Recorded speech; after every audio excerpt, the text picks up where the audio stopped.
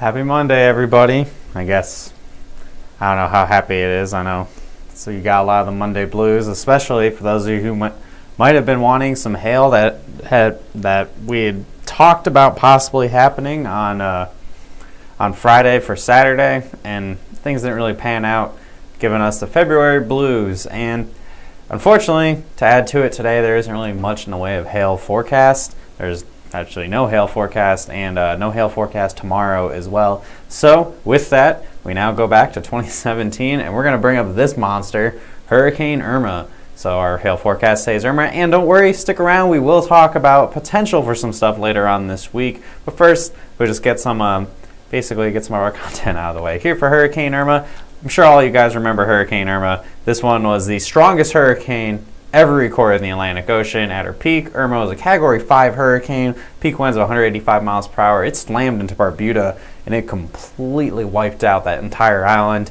And I mean, it really screwed up a lot of these places here in the northern Caribbean. Like, it was the worst hurricane they've ever experienced, and then Maria happened not too long after that as well. Hurricane Irma in the United States made landfall on Cujo Key. It was a Category 4 storm, and then it made landfall again on Marco Island. You can see this is one of those storms where it starts way out by Africa, and it made a journey all the way across, and then boom, right up into Florida. There were predictions. I mean, I think we even had it here. I remember talking about it. There was some doom and gloom for a little while. It looked like Irma was going to do the worst case scenario possible track in Florida, and thankfully it turned just a little bit, and the big thing that saved us was it crashed into Cuba the night before, and it really weakened the storm. It would have very possibly been a Category 5 hurricane. Had it not done that, it would have been way worse. However, in the wake of Irma, 146 people did die. Final damage totals from Irma in the United States, anyway, are $53.4 billion, which makes it the 5th costliest hurricane in the United States. Number 1 being Katrina, and then the last hurricane we talked about, Harvey, Hurricane Sandy, and what am I at?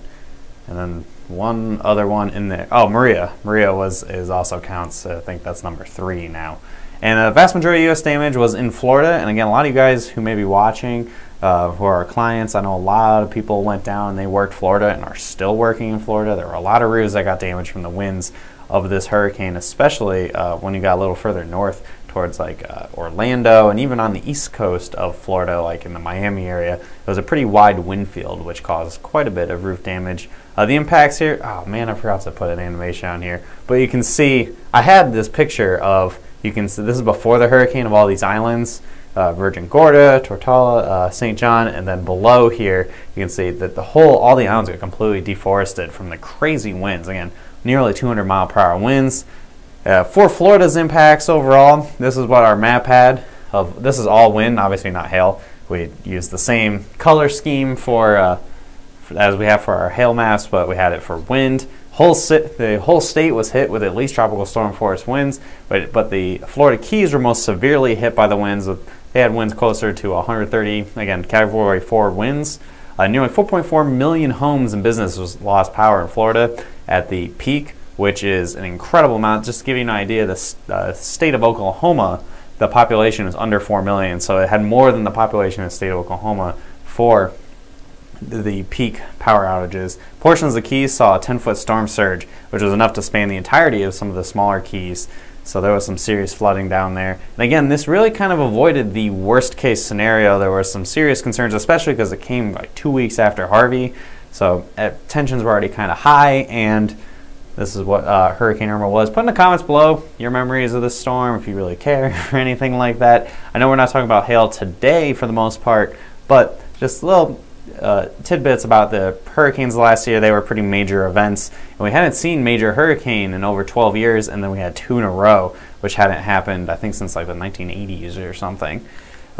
Moving forward, looking ahead, now we're talking about some hail. We were talking about this last week. We had a chance of a trough kind of kicking in towards the later half of this upcoming week.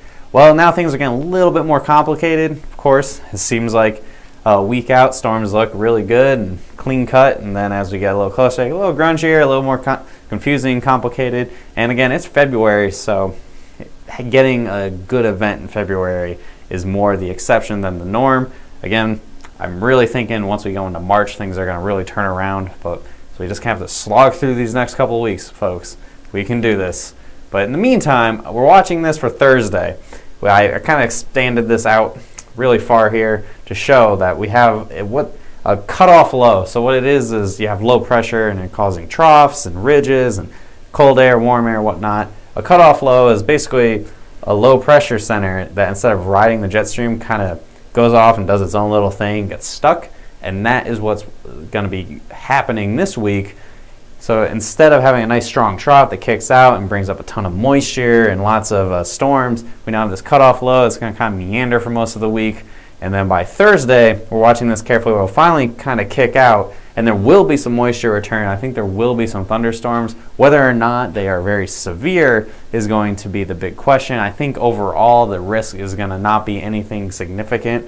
I think there will be a couple storms, and obviously we will be updating that as we get a little bit closer. But right now it's really looking like just enough to get everyone a little excited, get their appetite ready for some big storms coming into March. I know here at the Hail Palace we are starting to get a little antsy. We want some big storms to happen. I know we get messages from people just from like yesterday in Austin, Texas. We had some sleet and some very small hail, and a couple people were getting kind of excited about that. I know everyone's getting antsy. It's that time of year where things are starting to you're getting a little nervous. Even knowing it's February, you just want that first storm to happen. And again, I think we'll be watching this on Thursday. I don't think this will be the big event that causes a big storm, but again, anything's possible, and it's something to watch and something to keep us interested as we move forward to, again, I think March is where we're going to be seeing some storms. And with that, make sure you set up notifications for when those big storms do come. Go on our website. You have to do this on the desktop. You can't do it through the app. Make sure you have the app. Go on your desktop computer, sign in, go notification options, select your regions that you want to get notifications for. So whether you want it for a city area, multiple city areas, whole states, whole country, you can check it off on whatever customization you want, so you get the notifications that you want and not any of the garbage that you don't care about. Again, we send out, this is replacing our text messaging system that we had. So make sure you have that in place if you want to get the golf ball size hail or larger reports, or that we're mapping storms, or that we have a 2-star map or greater available. Again, make sure this is all set up. And finally, make sure you have your notifications method set up. So if you want it through a mobile phone, or a mobile alert through your phone, if you want a email, or if you want it to show up on your desktop computer, or all the above, you have those and you set those up as well in the notification settings. Finally, make sure you follow our posts and have it set so you see us first. If you're watching this on Facebook, which I know the majority of you do, you already have liked our page. Make sure you go and you follow that page up here and click on See First, so we show up at the top of your news feed so you don't miss any of our videos or any of our other posts as well. For example, I think Derek posted over the weekend there was a pretty major hailstorm in Argentina. It looks like it might have broken the world record for the biggest hailstorm. 23 centimeters in diameter, which give you, it's about volleyball size, so absolutely crazy stuff. So we post stuff like that here in the off season, and of course we have videos every single day at 12 p.m. Monday through Friday, and then again once storm season gets going, we'll extend that into Saturday and Sunday, also if we have an event coming. And then once storm season really kicks into gear, probably by April, it'll be noon and 5 p.m. and of course continuing coverage over any major storms that happen during the day in major city populations. And that's all I really have for you guys today. I'm lead meteorologist John Choquette. I'll see you again tomorrow. Leave in the comments section what you want us to talk about. Again, there's not really a whole lot going on, and we have some ideas, but we're always welcome to viewer input for what you guys want to see from us. And with that, I'm going to wrap this up. Have a great rest of your Monday, guys. I'll see you later.